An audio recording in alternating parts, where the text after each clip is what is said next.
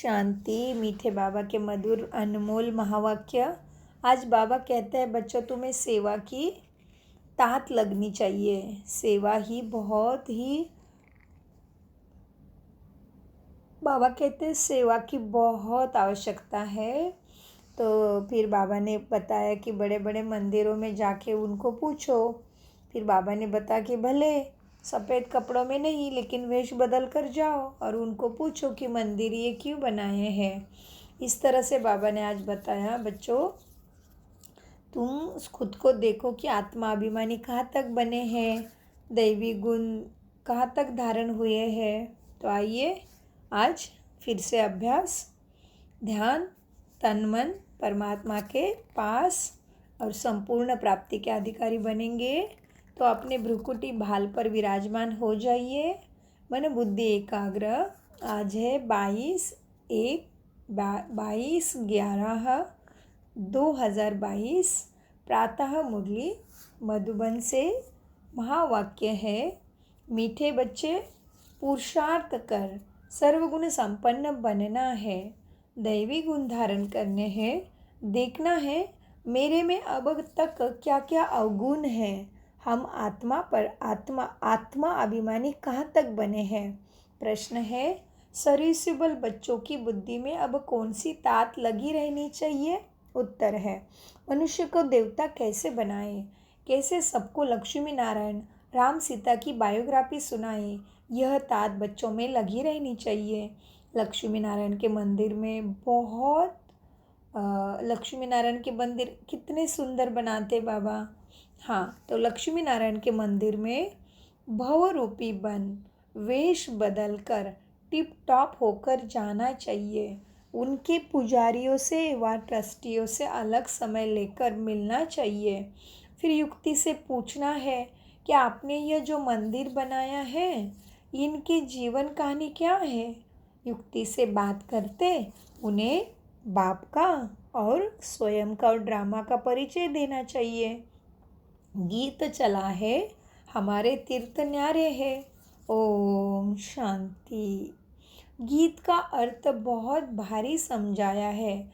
अभी हम यात्रा कर रहे हैं वापस अपने स्वीट होम जाने की।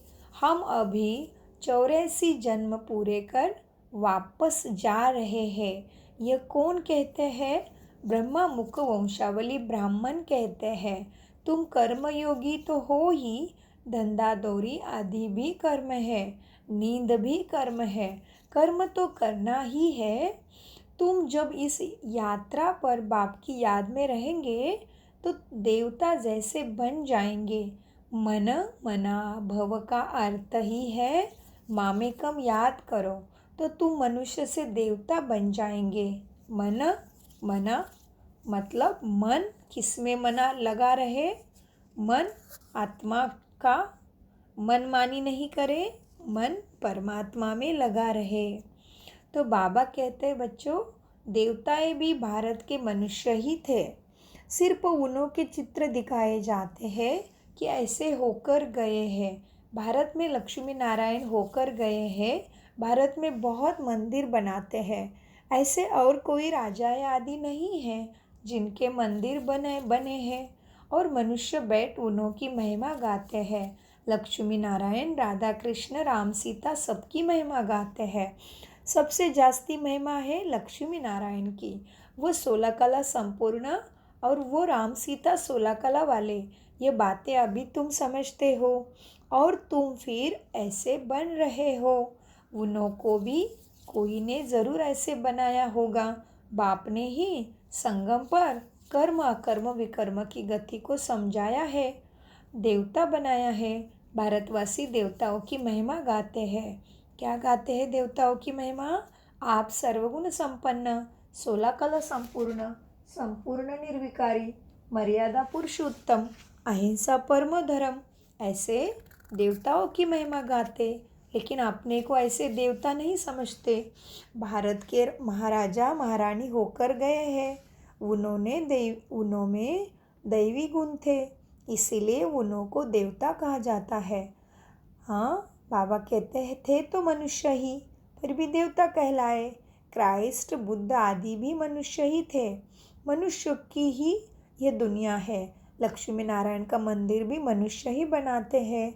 लाखों रुपए खर्च कर मंदिर बनाते, यह नहीं जानते कि इन्हों को ऐसे किसने बनाया, कैसे ये राजा महाराजा बने, ऐसे गुणवान वो कैसे बने, यह नहीं जानते।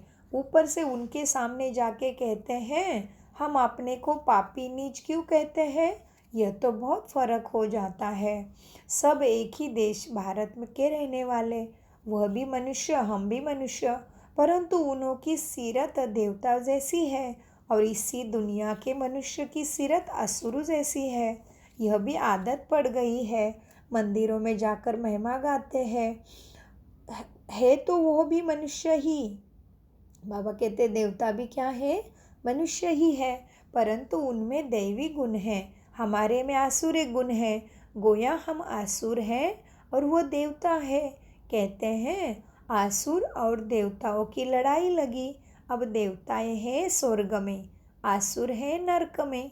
देवताएं कहाँ, देवताएं यहाँ कैसे आए, जो लड़ाई लगे, नाम है देवता। वो लड़ाई कैसे करेंगे। देवताओं के राज्य में आसुरों का नाम निशान नहीं। आसुरों का युग कलयुग, पुरानी पृथ्वी। देवताओं का युग सतयुग, नई पृथ्वी। फिर दोनों की युद्ध कैसे होगी। देवताओं को युद्ध करने की दरकार ही नहीं। वह तो वहाँ राज्य करते हैं। बात बहुत सहज है समझने और समझाने की। हम त्रिमूर्ति भी दिखाते हैं। लक्ष्मी नारायण को शिव बाबा ने ब्रह्मा द्वारा ये राज्य दिया, परंतु मनुष्य समझते नहीं। जो भगवान आकर समझाते हैं कि मनुष्य से देवता बनाना है, दैवी गुण धारण करो, तो भी समझते नहीं। जैसे बाप ने लक्ष्मी नारायण को ऐसा बनाया, अब तुमको भी बना रहे हैं। तो पुरुषार्थ कर सर्वगुण संपन्न बनना चाहिए। देखना चाहिए मेरे में क्या अवगुण है। देहाभिमान बहुत है। देवता या आत्माभिमानी थे। वह ये जानते थे कि हम आत्मा एक शरीर छोड़ दूसरा लेंगे, वहाँ अकाली मृत्यु कभी होती नहीं। देवताओं के राज्य में सतयुग में अकाली मृत्यु कभी होती नहीं, बीमार भी नहीं, क्योंकि वह संपूर्ण थे। यथा राजा रानी तथा प्रजा भी सुखी रहती है। इसलिए उस दुनिया का नाम माने आने वाले कलयुग के बाद क्या आने वाला है, सतयुग का नाम ही है स्वर्ग और यह है नरक। किसको कहो तो तुम अभी नरकवासी हो तो कितने बिगड़ पड़ते हैं, तुम समझा सकते हो। जब भारत स्वर्ग था तो लक्ष्मी नारायण का राज्य था। यह है नरक, तो उन्हों का राज्य ही नहीं है अभी। देवताएं जो पूज्य थे वही अभी पुजारी बने। तो सतो प्रधान से तमो प्रधान हर चीज़ को बनना है। ऐसे कोई वस्तु नहीं जो नए से पुरानी न हो। तुम वेश बदल कर जा सकते हो। लक्ष्मी नारायण के मंदिर में बहुत मेला लगता है। तुमको ये तात लगनी चाहिए कि मनुष्य को ये बताए कि उन्हों को बाप ने यह राज्य भाग्य कैसे दिया। अब तो कोई अपने को देवता नहीं कहलाता, सब हिंदू है। हिंदू कोई धर्म नहीं होता। हिंदू धर्म किसने स्थापन किया। कॉन्फ्रेंस में लक्ष्मी नारायण का चित्र भी ले जाना पड़े। यह फर्स्ट क्लास चित्र है। बॉम्बे में लक्ष्मी नारायण का मंदिर भी कितना फर्स्ट क्लास है। बड़े रमणीक चित्र है। फर्स्ट क्लास कारागिर होते हैं तो चित्र भी फर्स्ट क्लास बनाते हैं। लक्ष्मी नारायण की झांकी दिखाकर उन्हों को समझाना है कि यह कौन है, इन्हों को कैसे यह पद पाया, इन्होंने लक्ष्मी नारायण का पद कैसे पाया। उन्होंने पूरे 84 जन्म लिए हैं। अभी फिर से ये राजयोग सीखते हैं। भविष्य में देवता बनने के लिए मूल बात अच्छी तरह समझानी है। बच्चे समझते हैं। प्रदर्शनी पर हमने बहुत अच्छा समझाया, परंतु बहुत अच्छा तो आगे चलकर समझाना है। अभी तो पुरुषार्थानुसार समझाया। सुनते बहुत है, एक कान से सुना दूसरे से निकाल देते हैं। बाबा घड़ी घड़ी कहते हैं पहले पहले बाप का परिचय दो।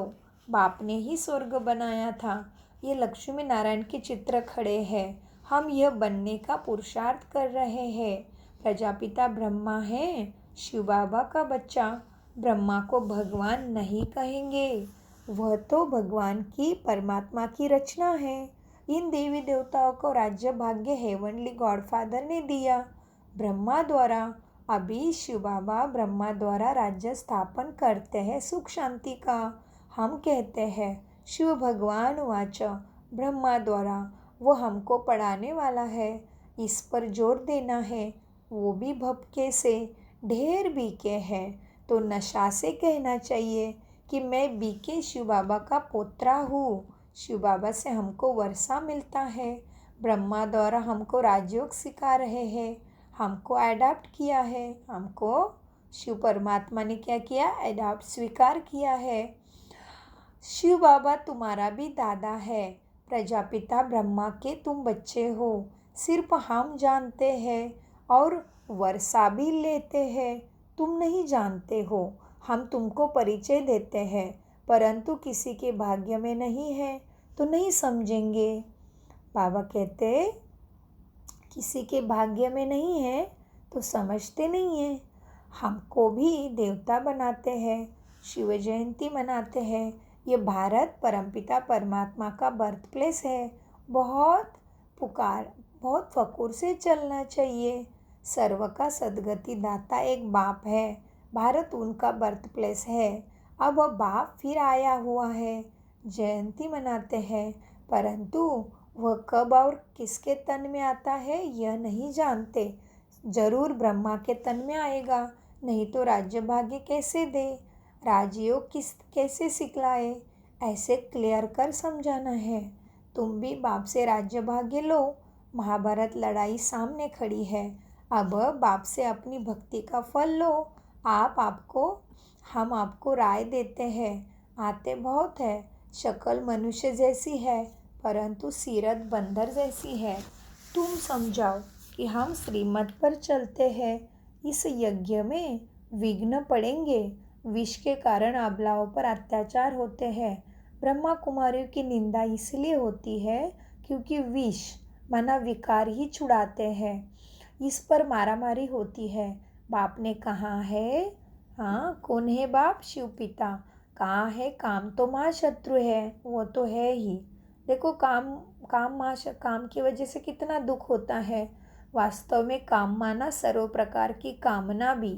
हमें सबसे एक्सपेक्टेशन है, हर चीज़ में एक्सपेक्टेशन है ना, और बाकी काम वासना तो है ही।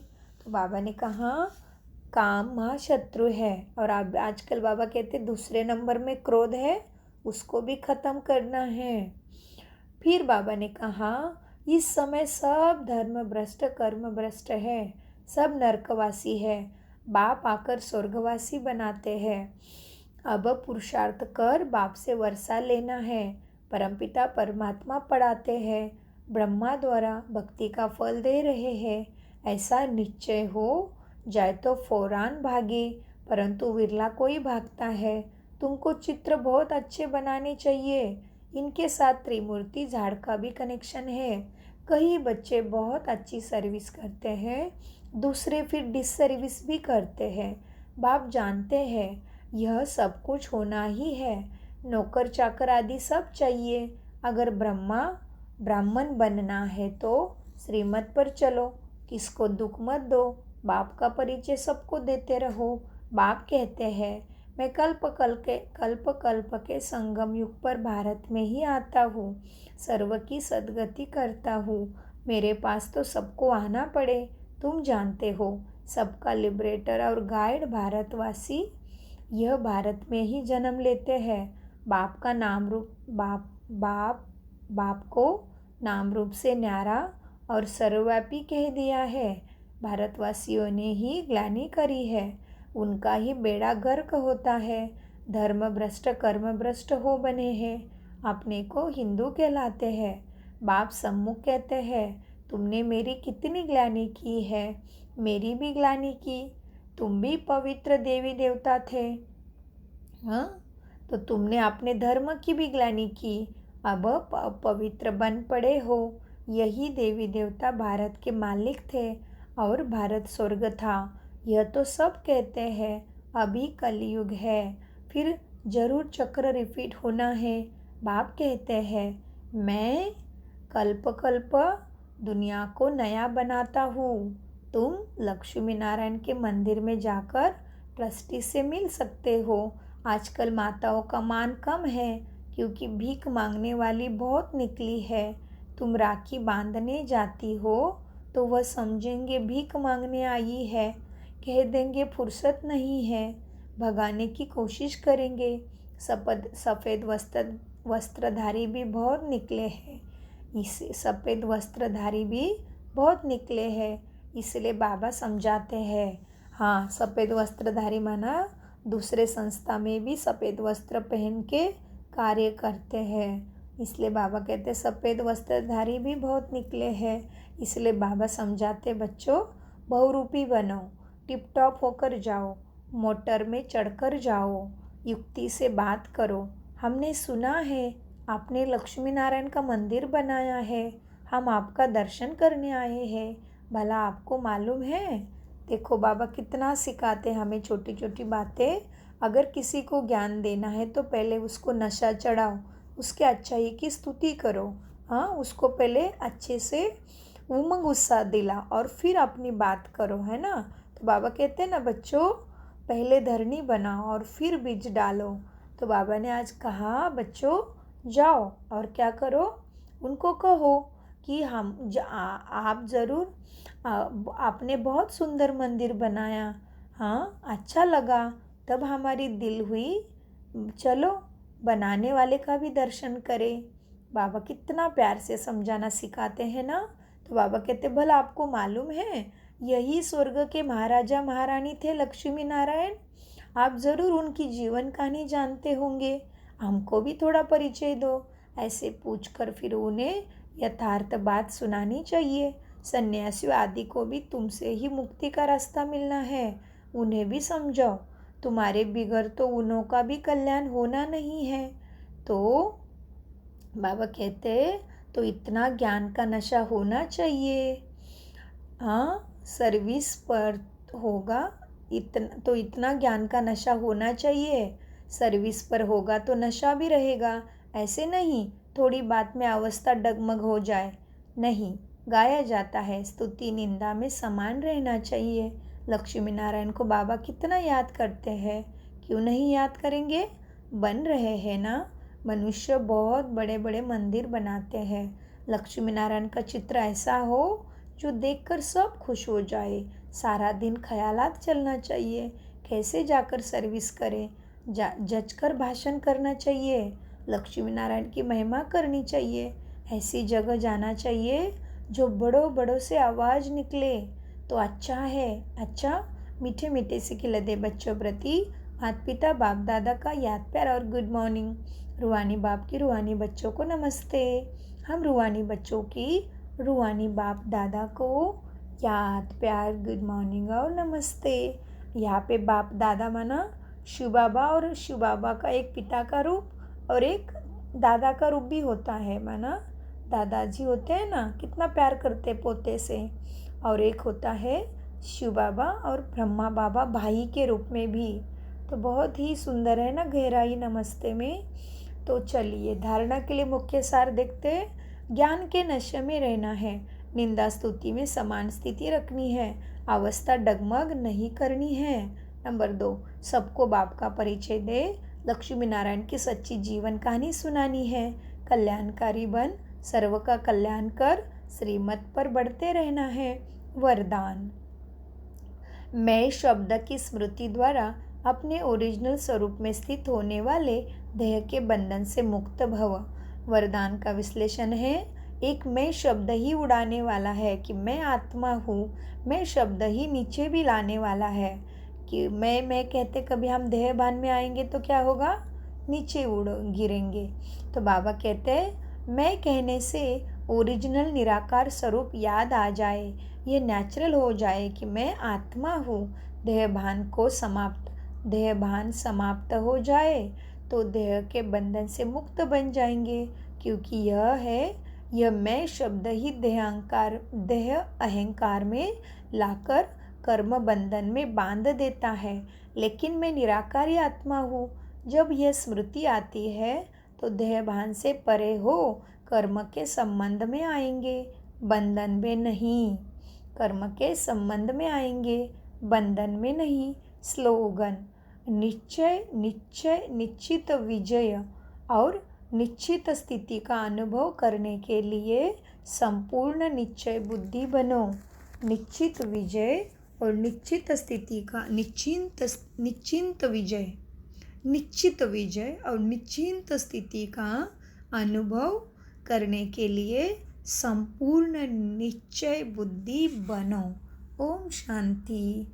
मीठे प्यारे बाप दादा का अनगिनत पदम गुना शुक्रिया मीठे बाबा, शुक्रिया फरिश्तों।